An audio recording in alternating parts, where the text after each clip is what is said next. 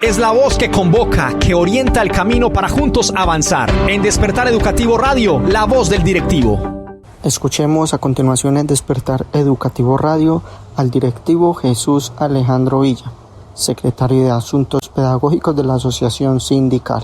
Un saludo para todo el magisterio antioqueño.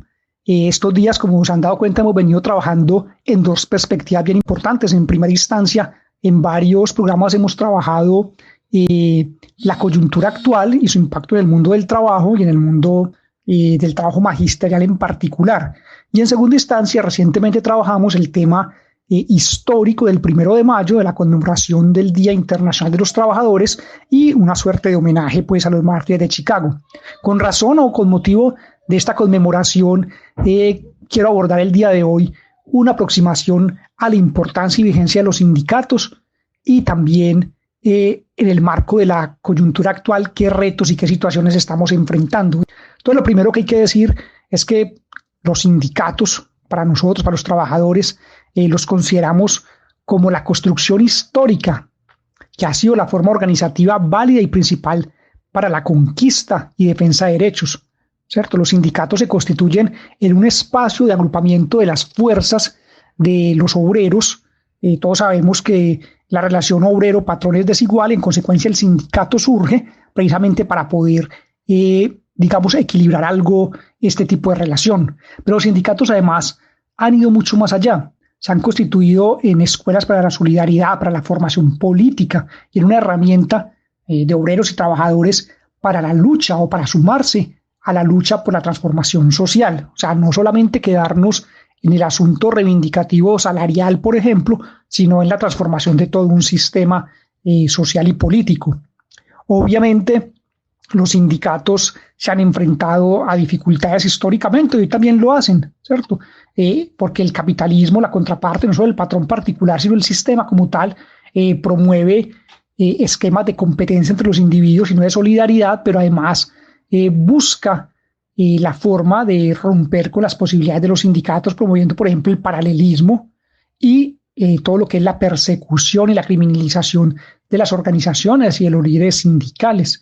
No es gratuito lo que observamos estos días de la violencia y la persecución incluso a nivel militar con las chuzadas y demás a líderes sociales, políticos y evidentemente sindicales, ¿cierto? Entonces ahí tenemos unos aspectos que son complejos y que para nosotros son como ese contexto también de dificultades en el que se desarrolla el sindicalismo. Sin embargo, consideramos que el sindicalismo es vigente como forma organizativa de los trabajadores, que apunta a la transformación social y que en nuestra perspectiva debe ser anticapitalista, antifascista y antipatriarcal, en la medida en que con estas tres posiciones o estas tres líneas se enfrentan gran parte de las problemáticas y contradicciones profundas del sistema que actualmente impera en el mundo y en particular en Colombia, donde ya lo hemos mencionado en otras ocasiones, el régimen tiene un talante claramente fascista en sus últimos tiempos.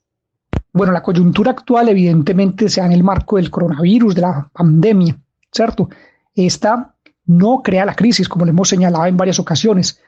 La crisis del sistema capitalista, una crisis de carácter bursátil, financiera, se venía dando desde antes y desde antes estábamos nosotros movilizándonos como parte de la acción frente a un sistema que evidentemente se agota, que excluye, que reprime. Bueno, en ese marco entonces se profundiza la crisis del sistema capitalista y lo observamos con todo lo que viene pasando con el manejo de la pandemia.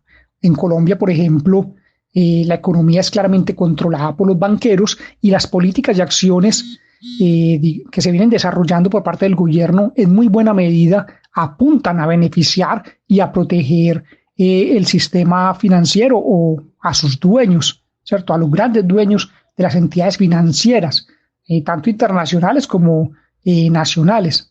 Esto entonces en detrimento del pueblo colombiano, de la población y en general de los sectores menos favorecidos. Las acciones del gobierno apuntan a beneficiar a unos sectores que son los que ganan, ¿cierto?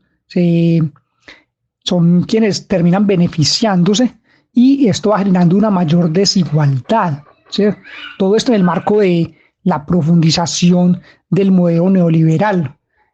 Para el gobierno, los costos de la crisis parece que pretende que sean asumidos entre todos los colombianos, mientras que las medidas de emergencia económica están más orientadas a apoyar al sector financiero y a las grandes empresas. Entonces ahí se evidencia quiénes pierden, los sectores populares, y quiénes ganan, el sector financiero y la gran empresa, porque ni siquiera se está protegiendo a la pequeña empresa. Frente a este escenario tan complejo que vivimos en esta coyuntura, la posición que debemos asumir como trabajadores, como clase obrera, como magisterio, no puede ser la pasividad, no puede ser el simplemente aceptar lo que está pasando y esperarse. Hoy se tienen que fortalecer las luchas que ya habíamos iniciado desde el 21 de noviembre de 2019 y dar una perspectiva, digámoslo, nueva, en tanto hoy la lucha es por la vida.